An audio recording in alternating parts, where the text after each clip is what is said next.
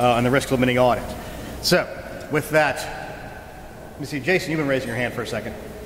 Now that yesterday's in the rear, election days in the rear view mirror, and as you prepare for the Senate runoff, are there any security concerns? Frankly, I kind of want to knock on wood because we got by yesterday with no real issues. So we will continue to have Secretary Raffensperger's poll worker first response texting tool in place in those situations.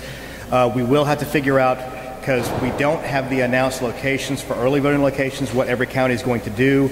A county like Fulton had 36 locations in the regular general election. They may not have 36 this time, so we have to work with them and local law enforcement to see what has to be covered. But obviously that's part of the moving parts we're going to deal with going forward. But we haven't seen anything that's risen to a level that says, yes, this is an imminent threat from any source so far. Not to say there couldn't be, and this office's position as always is our biggest concern is a lone wolf, which nobody has any way of knowing about beforehand.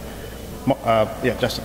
Any estimate on, since you've gone through these in the past, what this is going to cost the state of Georgia to have this election? Again, the state of Georgia, our costs don't move that much because we have a set staff. The real costs go down to the counties, and that will not be inexpensive, but we have no way of making those estimates. Just confirming and clarifying, did the Secretary of State say that there were less than 10,000 outstanding votes? There are less than 10,000 outstanding votes right now, and of that 10,000, 5,163 are provisionals, so not all of those will make it into the final count. As you know, you have until, in this case, because of Veterans Day, we have till Monday, November the 14th to have all those provisionals verified if it requires work on the voters' part. So that's a big part of it.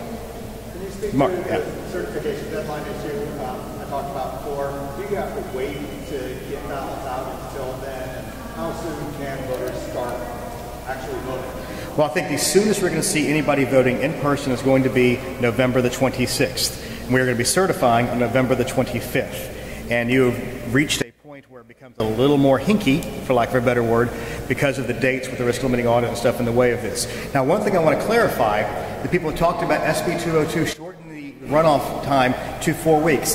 That has traditionally been the runoff time in this state for many years until a federal lawsuit came through, and because of the UACAVA, extended it to the 9 weeks. If you remember, Paul Coverdale was elected in a 4-week runoff. I believe Saxby had a 4-week runoff. The state has executed 4-week runoffs in the past with early voting, with no excuse absentee, and with election day voting. This is not the first time we've had to do this. This is not that unique. Archer. Real quick, when we talked about the military overseas ballots, given how close they are, can you explain at least the impact that's going to have on the runoff? Is that going to play more of a role than what we see here in person?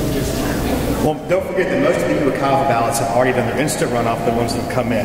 We're going to change out the ones for anybody who has not sent in the UACAVA ballot. We're working on the logistics of that right now to put in just the runoff ballot itself for the electronic ballot delivery side for those voters. But that requires a little bit more work on our side to see who those voters are, because the swath of the UACAVA voters who already voted, they've already executed their vote for the runoff. It'll be a small number overall, and you can go to our data hub once we upload that to see how many are already there. Right. Mark. What happened with turnout? I feel like a tennis match, going like this. Nobody in the middle wants to ask anything. So.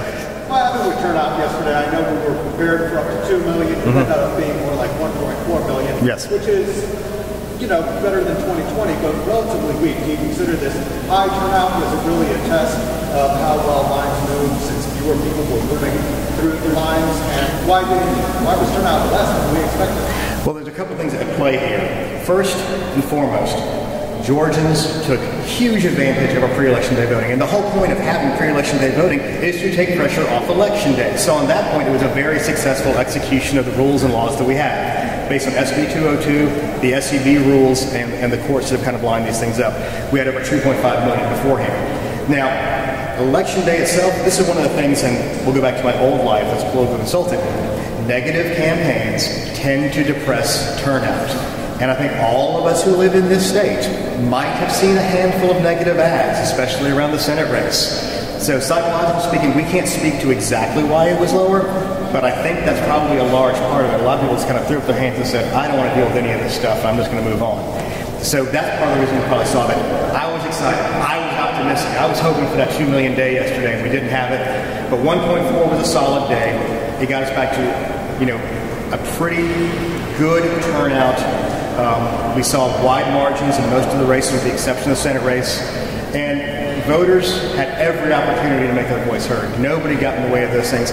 And just looking at how quickly we were moving things, I don't think even if we'd had 500,000 to 700,000 more, we would have seen any significant lines, just because of the way things were processing. We were kind of keeping an eye on that as best we could. Yeah. Yesterday, Fulton County, 2 workers kicked out or asked to leave over some social media posts. There was the concern that maybe the threat to election security. Fulton County said it resulted in your office. Can you speak to what that was all about? Well, it's one of those kind of things where there's always going to be something that happens on election day, and that's kind of how our day started. Fulton County had contacted us the evening before saying, some of these social media posts have been brought to our attention. We saw some of them, and they, in a vacuum, could be concerning. But then, by the morning, there had been more discovered, where the individual in question had literally posted selfies at the Capitol on January 6th and used the term, they wrote this themselves, "Today we stormed the Capitol." So it's not like anybody was accusing them of storming the Capitol. They said they stormed the Capitol. So when Fulton County asked us, what do you think we ought to do? We said, this is your decision. It is your ability to decide how to mitigate risk in your own election. Whatever you decide, we understand it, and this is your thing to decide. And listen, at the last minute discovering that, I think it was a better part of valor to make that decision. If they discovered it 2 or 3 weeks earlier, maybe they had a conversation, had them sign some stuff, do some extra training. But knowing they were going in that day and they just had information, I think it was probably a not unwise decision on Fulton County's part to take those particular poll workers off the grid for a moment. Anyone else? All right. Thanks, y'all. Hope to see you not as much in the next 4 weeks.